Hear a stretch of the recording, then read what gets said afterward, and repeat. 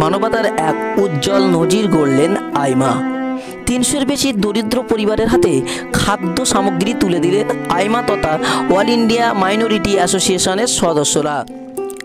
আইমা supremo Pirzada Syed Ruhul আমিনের নির্দেশে হাওড়া জেলার সাকরাইল ব্লকের নলপুর অঞ্চলে খাদ্য সামগ্রী বিতরণ করেন তারা।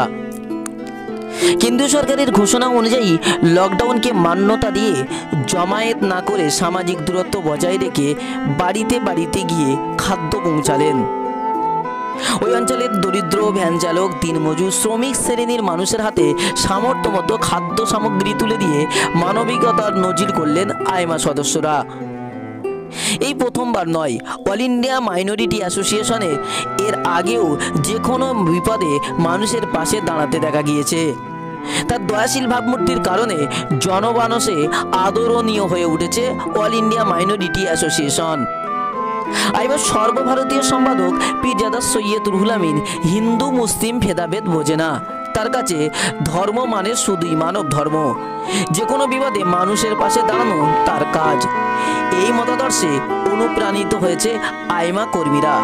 তাই হিন্দু, মুসলিম, শিখ, ইসাই সব ধর্মের মানুষের বিপদে সব সময় ছুটে যায় তারা।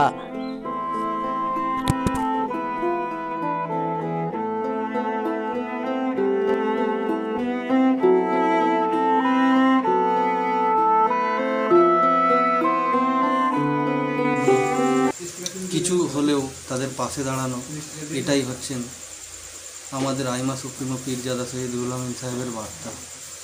উনি বলেছেন যে প্রত্যেকটা মানুষের পাশে দাঁড়ানোর চেষ্টা করুন, কোনো কিছু দেখবেন না, না হিন্দু না মুসলিম, মানুষের পাশে দাঁড়ান।